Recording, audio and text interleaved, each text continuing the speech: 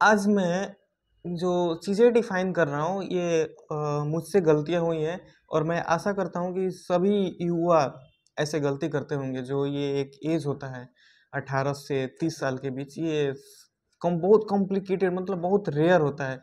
इसमें या तो आदमी अपना जीवन बना सकता है या बिगाड़ सकता है। तो मैंने मेरे जीवन में बहुत सी ऐसी गलतियाँ की जिसके चलते मैं आज बहुत पीछे चला गया।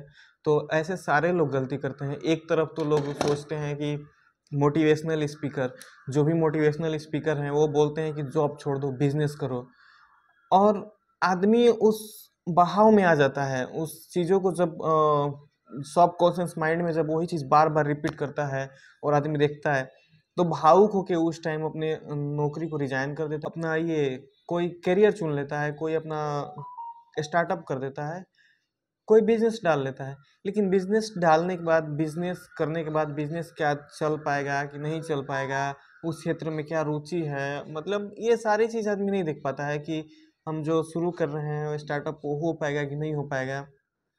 ये सब जाने बेचारे बिना जो मोटिवेशनल स्पीकर होते हैं उनकी बातें सुन करके और आदमी अपना ये शुरू कर देता है बिज़नेस। जब बिज़नेस शुरू करता है तो बहुत सी प्रॉब्लम आती है, आदमी के पास बैकअप नहीं रहता है कि बिज़नेस अगर नहीं चल रहा है साल भर 6 महीना, तो उस टाइम क्या करें, कहाँ से लाएँ, कैसे करें, कैसे मैनेज करें?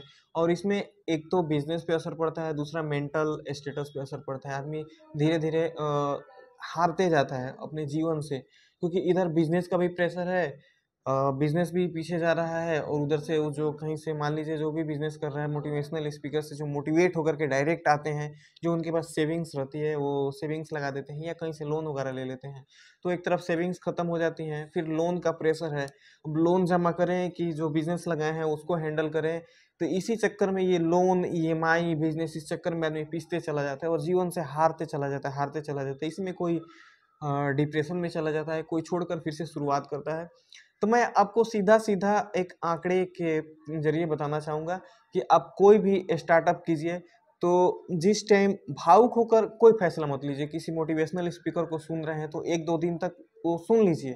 1-2 दिन तक उस चीज़ को ऑब्ज़र्व कीजिए, क्योंकि जिस टाइम आप सुने रहते हैं 24 घंटा, 48 घंटा तक उसके बारे में ही आप सोचते रहते हैं। उसी वही चीज़ आपके माइंड में घूमते रहता है, आपके सबकॉन्शियस माइंड में वो बैठा रहता है। तो उस टाइम उस चीज़ को छोड़ देना है, 2-3 दिन तक सोचते रहना है, सोचने के बाद जो फ़ैसला लीजिएगा। अब कभी-कभी गेस कीजिए ना, आप जब भी किसी बात के लिए अपने भाई से, चाहे पापा से या किसी दोस्त से भी आपका झगड़ा होता है, जिस टाइम गुस्सा रहता है, उस टाइम अगर वो आदमी मिल जाए तो आप उसके साथ कुछ भी कर सकते हैं, चीज़ें तोड़ सकते हैं, उसको मार सकते हैं, उसको गाली बक सकते हैं, कुछ भी कर सकते हैं।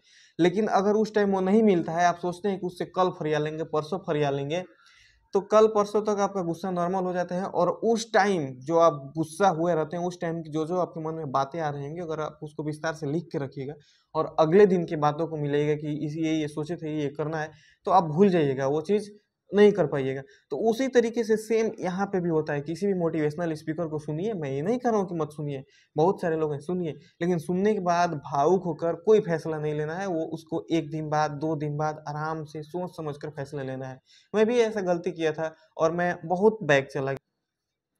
तो इस टाइप से होती है, तो आप ठीक-ठाक जान लें किसी भी इंसान को, मोटिवेशनल स्पीकर कोई बक रहा है या कुछ बिज़नेस के बारे में बता रहा है या कुछ भी बता रहा है, तो उसके बारे में अच्छा से जान लें। जानने के बाद 1-2 दिन रुक करके और आपके मन में जो विचार आए, वो करें। और जो अपॉर्च्युनिटी दिख रही है कुछ कि नहीं, ये एक अपॉर्च्युनिटी है मेरे लिए, इसको कर लेंगे तो अच्छा से हो जाएगा, तो उस अपॉर्च्युनिटी को फ़ॉलो कीजिए, उस फ़ील्ड में उतरिए। लेकिन अगर नहीं दिख रही कि नहीं हम इस फ़ील्ड में नए हैं, कैसे होगा, क्या है, तो उसमें पहले से जाँच लीजिए, परख लीजिए बढ़िया से सब कुछ, उसके बाद कीजिए। यही कहना था।